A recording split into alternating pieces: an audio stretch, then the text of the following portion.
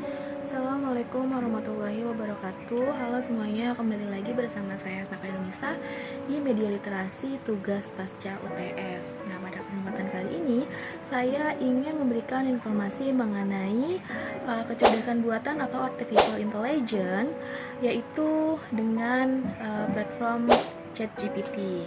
Nah, pada video saya sebelumnya, saya telah menjelaskan apa itu artificial intelligence. Nah, pada kesempatan kali ini, saya akan menjelaskan salah satu program dari artificial intelligence, yaitu ChatGPT.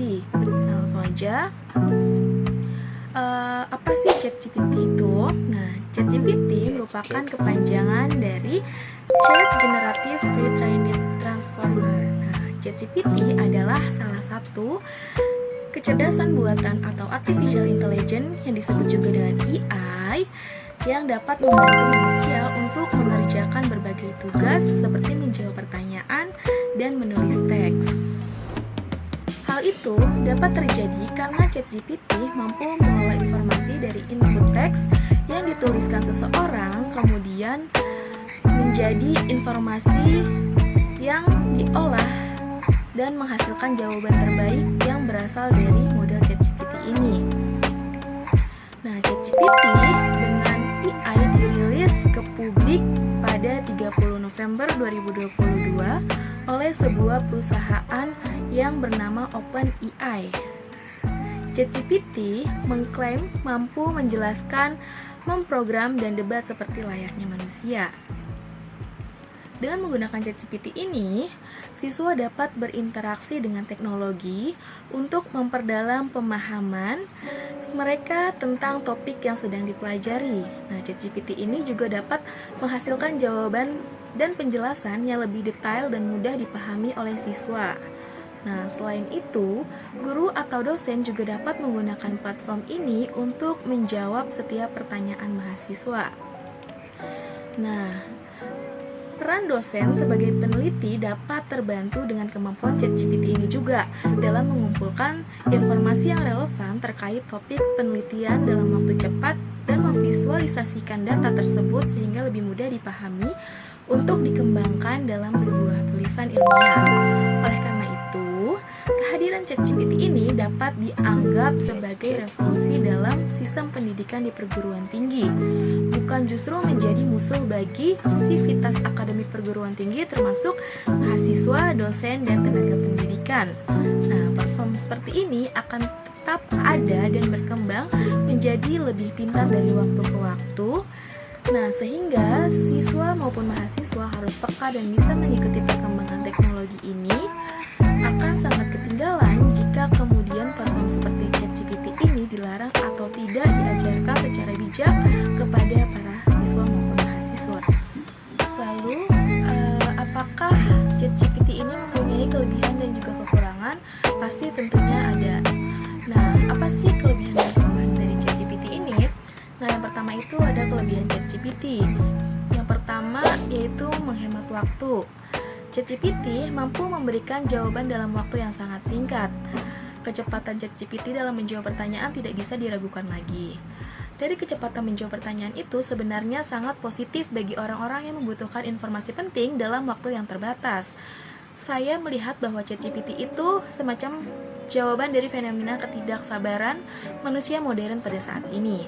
Bahkan bisa saja dikatakan bahwa kemajuan teknologi buatan itu manusia telah mengubah ketergesahannya menjadi akurat dan objektif. Yang kedua, ChatGPT sangat fokus pada pernyataan yang diajukan.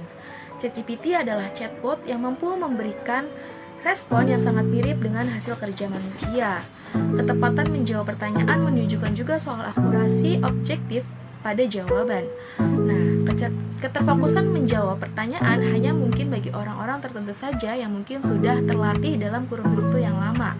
Menjawab secara terstruktur bukanlah hal yang mudah dan sudah pasti tidak bisa dilakukan oleh manusia dalam waktu yang sangat terbatas.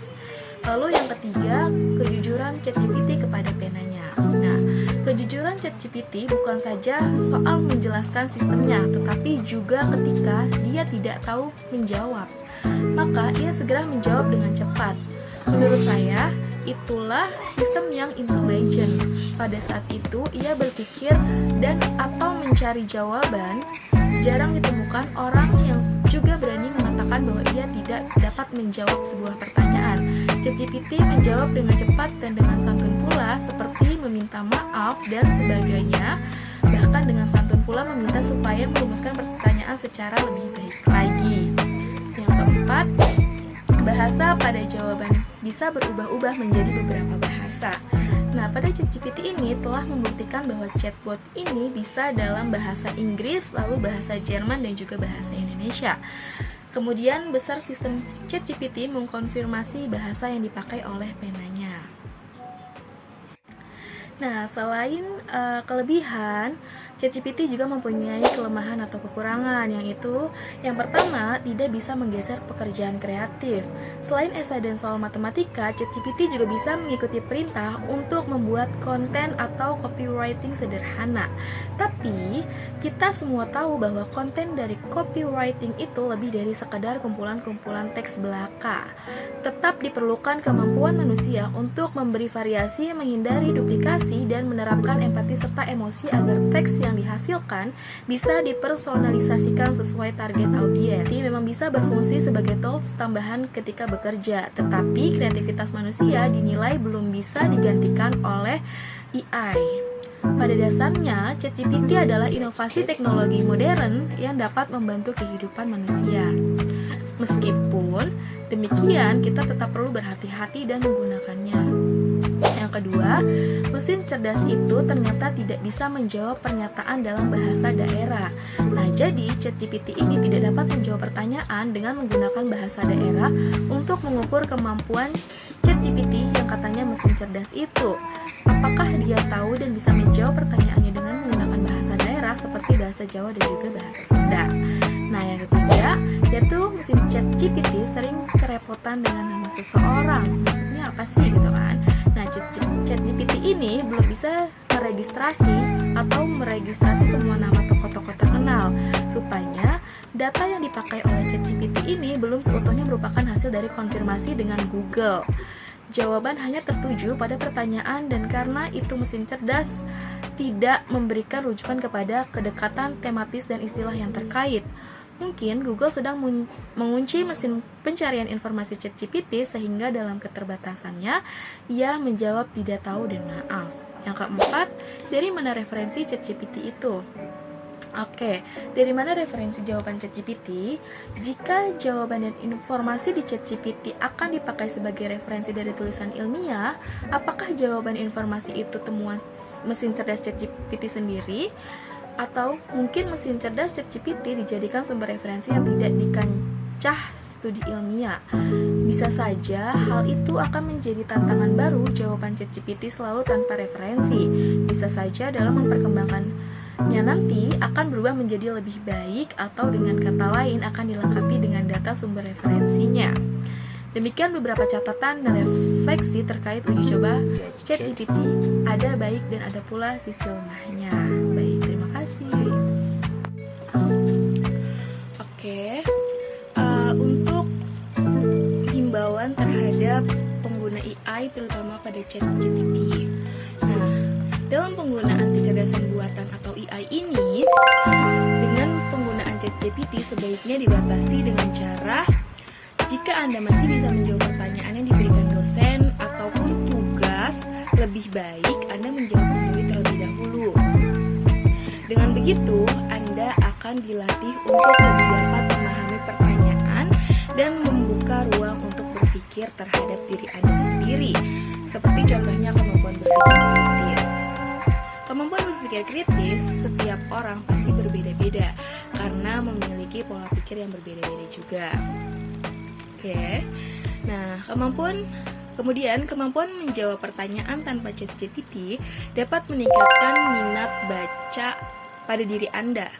Nah, karena Anda tidak akan mendapatkan informasi jika Anda tidak mengetahui informasi tersebut dari sebuah bacaan atau artikel yang menjadi sebuah sumber bacaan terhadap diri Anda, atau biasa disebut dengan suatu referensi gitu ya. Nah, dengan begitu akan berimpact, yaitu cara berpikir kreatif dan dapat memberikan emosional yang positif. Mungkin boleh aja mengikuti perkembangan AI seperti chatbot ini, tetapi menggunakanlah jika Anda benar-benar membutuhkannya.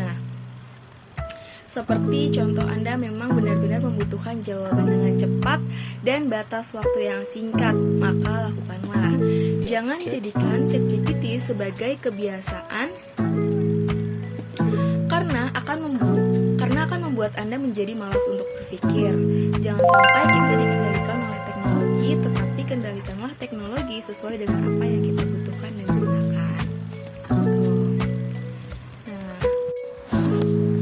Oke, sekian informasi yang dapat saya sampaikan kepada teman-teman semuanya tentang kecerdasan buatan ChatGPT. Kurang lebihnya mohon maaf. Jangan lupa like, comment, dan subscribe channel YouTube aku, dan nantikan terus video